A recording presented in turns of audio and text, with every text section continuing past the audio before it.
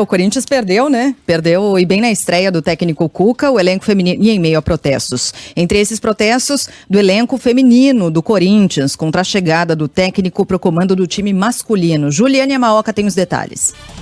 A equipe feminina de futebol do Corinthians se manifesta pelas redes sociais durante o jogo do time masculino contra o Goiás. Em nota, as jogadoras e o técnico Arthur Elias mostram descontentamento com a chegada do técnico Cuca, que foi condenado por estupro quando atuava pelo Grêmio em 1987, em uma excursão na Suíça, um caso que envolveu uma jovem que tinha 13 anos. No comunicado, as atletas afirmam que, abre aspas, estar em um clube democrático significa que podemos usar a nossa voz, por vezes de forma pública, por vezes nos bastidores. Respeita as minas não é uma frase qualquer, é acima de tudo um estado de espírito e um compromisso compartilhado. Ser Corinthians significa viver e lutar por direitos todos os dias. Fecha aspas. A equipe feminina do Corinthians entra em campo hoje contra o Internacional pela terceira rodada do Brasileirão Feminino às 5h30 da tarde no Beira-Rio. Ô Sheila, sobre esse caso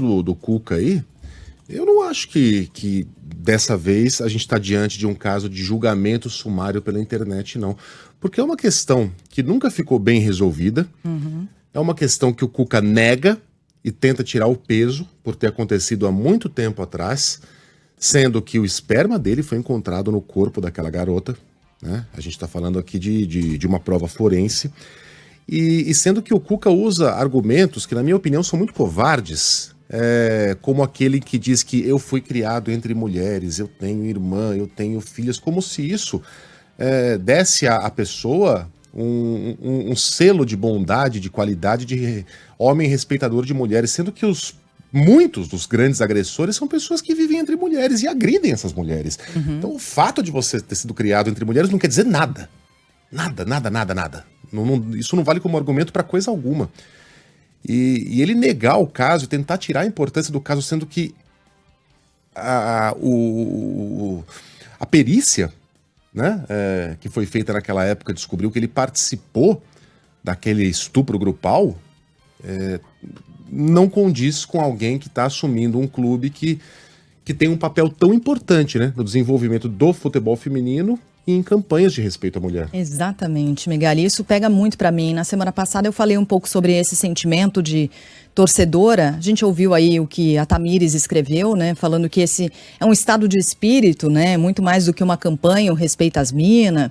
E as próprias pautas identitárias defendidas pelo Corinthians, as questões sociais, o histórico de defesa da diversidade, tudo isso precisa ser levado em conta nesse contexto. E na sexta-feira, quando eu emiti aqui, foi até mais do que minha opinião, foi um sentimento como torcedora. Eu recebi mensagens muito violentas de parte da torcida do Corinthians, com ameaças, com xingamentos de toda sorte, uma perseguiçãozinha, assim, sabe, digital, uma bobagem. Percam seu tempo com outra coisa. E aquelas graves foram denunciadas, saibam disso. Agora, o que eu acho muito impressionante, é claro que é uma discussão, há aqueles que vão defender o Cuca. Eu não defendo, e não defendo que ele permaneça no Corinthians por alguns motivos. Ah, mas foi muito tempo, já houve uma condenação lá atrás, não importa. Estou levando em consideração esse contexto corintiano, mas mais do que isso, o Cuca foi condenado à revelia em Berna em 89, o crime aconteceu em 87. Ele estava no quarto quando essa menor de 13 anos de idade foi estuprada em 87, quando ele era jogador do Grêmio, estava ali junto com os outros 3 jogadores, não cumpriu pena porque o Brasil não extradita os seus cidadãos, foi condenado a uma pena de 15 meses de prisão, mas é isso, ele não chegou a cumprir. Tem outro argumento atrás do qual o Cuca se esconde, de que a vítima nunca o reconheceu, não é? Mas ele estava naquele quarto. E esse também não é um argumento válido, porque quando a gente ouve os relatos, ainda mais de uma menina de 13 anos, em 87, vamos fazer o afastamento histórico também, como esse tipo de crime, como a mulher era vista naquela época. Havia coisas aceitáveis naquela época, hoje não são mais, e ainda bem que não são mais aceitas. Essa menina não o reconheceu nos depoimentos, mas ele estava no quarto. Ele estava no quarto e o crime aconteceu. Depois da prisão dos acusados, ela reconheceu o Eduardo, conhecido como o Chico, e Henrique, a dupla que mais tarde, diante do juiz, confessou. Então essa dupla confessou ter cometido o crime. Cuca seguiu dizendo que não fez nada. Se não fez nada, também cometeu crime. Acobertou. Ficou em silêncio, porque estava dentro desse quadro. Não impediu, não gritou, não chamou a polícia, deixou acontecer? Ou participou ativamente? Falta um nível de transparência para o Cuca encarar isso. Isso também me incomoda muito, sabe? Uma falta de honestidade no trato com um assunto. Embora nos bastidores digam que ele sofreu e sofre muito com isso, mas no trato público desse assunto, é uma falta de transparência, de pedir desculpas, dizer que naquele tempo encarou de uma forma e hoje encara de outra. Não, ele segue negando, embora estivesse no quarto onde esse crime aconteceu. Ele estava lá. Ele, no mínimo, presenciou, acobertou e deixou acontecer, não gritou, não denunciou, não chamou a polícia. Então seria muito digno se Cuca viesse a público falar a verdade sobre o que viu e não denunciou, se participou, se acobertou. E é isso, né, Megali? Quando eu falei aqui do sentimento de torcedor, leva todos os aspectos objetivos envolvendo a questão, mas leva em consideração esse contexto corintiano, sim, né? De ir além das pautas identitárias. É um sentimento, é um espírito. E por isso eu mantenho aqui a minha posição, apesar de todas as ameaças e xingamentos que recebi ao longo do fim de semana na internet. E se alguém não entende a gravidade do caso, leia em detalhes o que aconteceu, procure a edição traduzida para o português dos jornais alemães, os jornais suíços naquela época. Isso.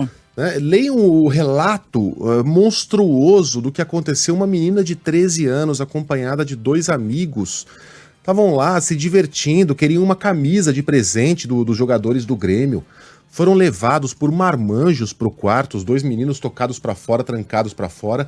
Aí fizeram tudo o que fizeram com aquela menina. Não há sinais de resistência, porque ela entrou em choque.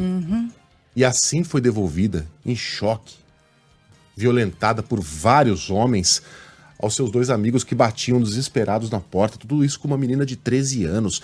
Eu não gosto de apelar para aquele argumento: você não tem filha, porque ninguém precisa ter filha e nem irmã para entender a monstruosidade de um caso desses. Pelo amor de Deus, nós somos seres humanos. Aconteceu há muito tempo. Mas o Cuca nunca admitiu o que aconteceu, nunca pediu desculpas às mulheres do Brasil, nunca pediu desculpas aos torcedores dos times por onde passou. É só isso que a gente exige dele, porque nós não somos, né? Enfim, ele também não cumpriu o que deve à justiça suíça.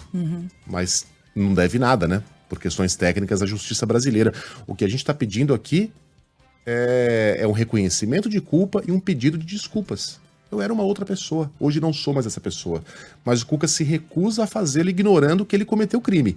Ou um crime gravíssimo de estupro, ou um crime de não denunciar um estupro, como já bem apontou aqui a Sheila. É tudo muito absurdo. Não dá para passar pano para um negócio desses.